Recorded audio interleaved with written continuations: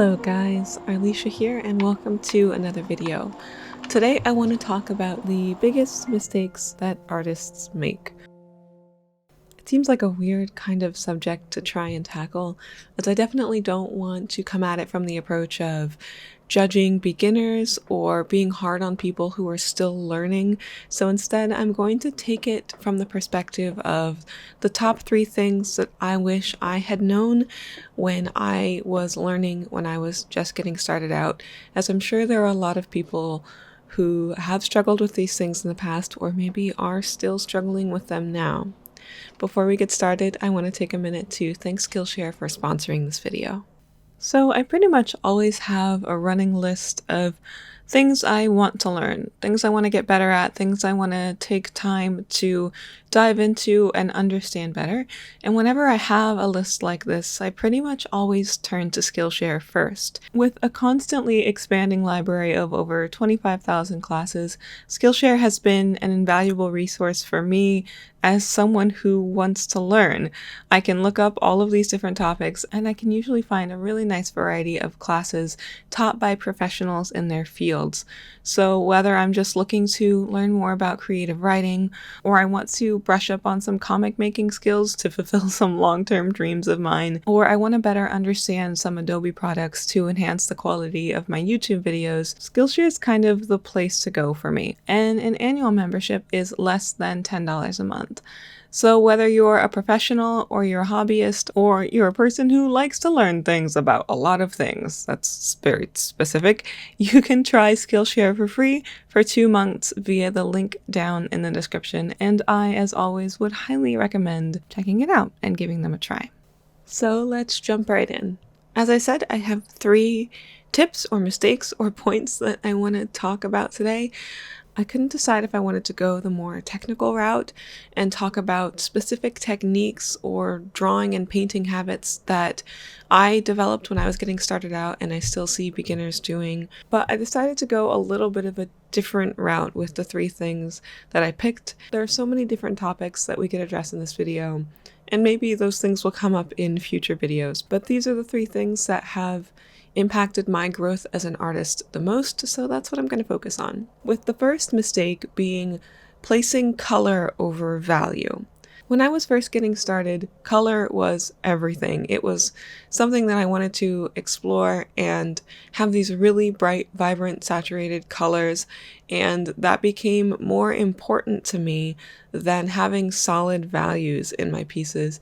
And a lot of times my art struggled because of that. So I would finish something and I wouldn't be happy with it, and that was because I was prioritizing the use of color over solid values. It's funny, you may think this is a weird thing for me to call a mistake when looking at my work, as I tend to use a lot of colors, a lot of different colors. And you may have heard me talk about this before if you've taken my rainbow skin portrait class on Skillshare, or just I've talked about this in other videos where I talk about how I use a lot of colors. The primary reason that I can quote-unquote get away with using so many different colors is because I try to keep my values strong. I always want to be able to take a picture of my art, put it in black and white, and be able to still recognize the subject for what it is. In this case, I'm painting a bunch of eyes, and I've really been enjoying them lately, but I always want to be able to tone down the color completely, so look at it in grayscale and still be able to see something that is structurally sound, if that makes sense. When I was first getting started, a lot of my early work, you could take a picture of it and look at the values and everything would be really, really light with maybe one dark value, and there just wasn't a very strong range, so the piece itself wasn't very interesting to look at because I had so many light values. And while a lot of this can be a stylistic choice, for me, this was really kind of eye-opening when I started to prioritize strong values and allowing myself to really push those shadows, get things really dark, and let those highlights pop out selectively in some areas instead of just busting out that white gel pen and putting it all over the place. It's been really helpful for me in creating pieces that are, for me, more interesting to look at and more enjoyable to create when I'm more selective with where I put things, instead of just throwing super saturated colors all over the place. I can work with more limited colors because I have learned about how to mix colors to get things where I want them to be without everything needing to be super saturated. So it's interesting, the structure of having strong values, the lights, the darks, and everything in between, having that structure be firm allows me to be more adventurous with my color. So I can actually enjoy the variety of colors better when I focus on strong contrast. My number 2 mistake would be not giving yourself enough room to play. I think that this is a very common mistake artists can make when they start asking themselves, how do I find my art style? Or how do I be like this other artist that I love? And we can get so attached to a couple of artists that we forget to explore our own creativity and our own creative minds. And of course, we want to have inspirations and we want to have a place to jump off from, but we need to kind of treat the things that we see on social media, the artists that we follow, as more of diving boards than roads to walk on.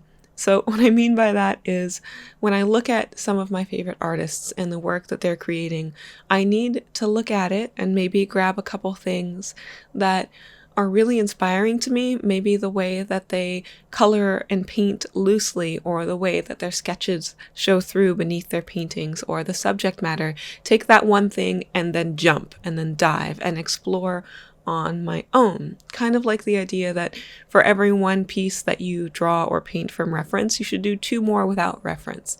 So it's good to have inspiration, and it's good to have places from which we can draw creative ideas. But then we need to jump off of those ideas and jump into creating our own things, because you have to spend time exploring within yourself, even just separate from sharing on social media, and just allow yourself to try things and discover who you are as an artist and become your own favorite artist in a way, and just have every piece be something that you're excited to start. And you have to give yourself room to do those things. So spending too much time looking at other artists' work and going, how can I be like this person? You're stifling the artist inside of you. So give yourself room to play, give yourself room to create privately and on your own, and enjoy that process, because that's where you're going to make mistakes that will lead you to finding who you are, as corny as that sounds, which leads right into the number 1 biggest mistake that I made as an artist. And I wish I had been able to break out of it sooner, and I'm just now starting to get there, and that is the fear of messing up. We talked about this in a recent video, the Q&A video. But there are so many times as an artist where I didn't even get started because I was so afraid that I was going to wreck it or ruin it. And if you want to hear more about that specifically, you can check out that Q&A video. I'll link it up in the card. But don't let the fear of messing up stop you from creating. And a big part of this comes from, you have to ask yourself the question, when you're picturing the finished piece, in what atmosphere are you picturing it? Are you automatically picturing the post on Instagram, or you're automatically picturing how it will be received by other people?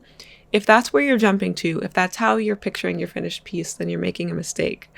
What you need to picture instead is partly the process of making your art, but also just observing it on your own without anyone else having even seen it yet, and thinking about how you're going to feel about it when it's done.